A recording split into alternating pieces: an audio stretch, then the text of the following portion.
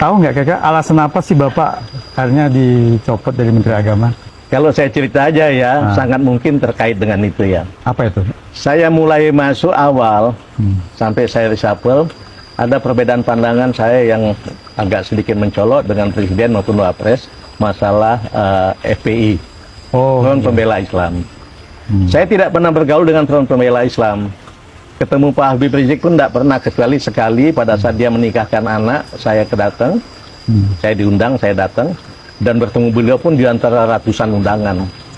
Tapi buat saya, membubarkan sebuah organisasi besar, apalagi organisasi Islam ya, itu tidak semudah itu, harus dengan kajian yang komprehensif gitu ya.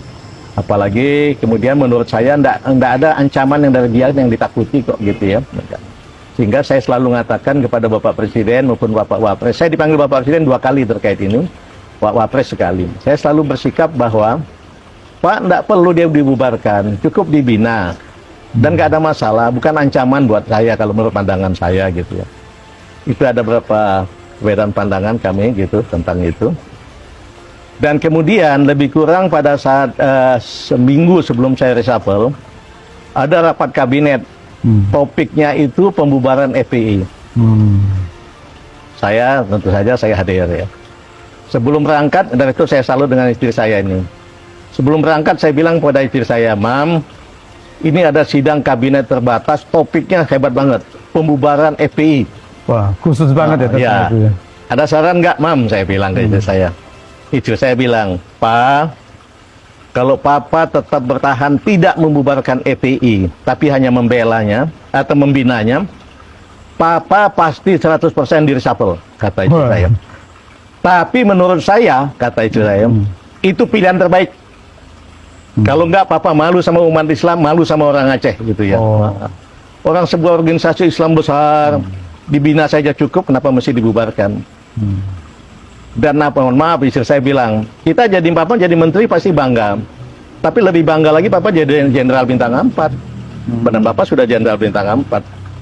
Kalau Papa, mohon maaf, kalau menteri, semua orang dekat presiden bisa jadi menteri. Tapi kalau di tentara, Papa ngabdi 32-35 tahun, belum tentu jadi jenderal bintang 4. Jadi kalau menurut saya, Papa tetap tegas mengatakan bahwa tetap tidak perlu dibubarkan, cukup dibina gitu. Nah itu saya sampaikan. Jadi pada saat rapat, semua menteri dan kepala badan dan lembaga tidak ada satupun yang ngomong lain kecuali bubarkan. Hanya Bapak yang hanya saya satu-satu yang menyampaikan itu. Oh, hanya Bapak di-reshuffle. Saya itu kelihatannya. Nah, hingga waktu itu pun saya sampaikan ada menteri yang mengatakan, Pak, di dalam FPI itu ada unsur-unsur radikal. Saya bilang kalau seandainya betul ada unsur radikal di dalamnya, kalau dia dalam organisasi FPI lebih mudah kita ngawasi. Tapi kalau dia sudah ada di luar FPI kita bubarkan, kita akan lebih susah ngawasinya. Dan lain-lain sebagainya saya ceritakan bermacam-macam alasan. Oke, akhirnya diputuskan, baik, kalau gitu kita tunggu saja keputusan Presiden. Seminggu kemudian saya di-reshuffle, tapi kami sudah tahu itu, kita ketawa-ketawa saja. Jadi konsekuensi apapun sudah terima. Kemudian 3 hari kemudian lagi, FPI dibubarkan. Dan saya senang bahwa FPI dibubarkan pada saat saya tidak menjadi Menteri Agama lagi. Kembali saya garis bawahi, saya bukan pernah pengajian sama-sama FPI, sama sekali tidak pernah ketemu Habib Rizik pun tidak pernah, kecuali pada saat undangan dia menikah itu, menikahkan anak, itu pun di antara ratusan orang yang ada undangan itu. Tapi saya punya idealisme, punya prinsip seperti itu. Dan kami senang pada saat kemudian di-reshuffle kita ketawa-ketawa saja. Karena sudah juga menduga itu. Iya. Kemudian oleh Bapak Presiden saya ditawarkan menjadi dubes. Saya bilang, Bapak Presiden terima kasih banyak. Tapi saya lebih baik kumpul saja sama cucu-cucu saya di Indonesia.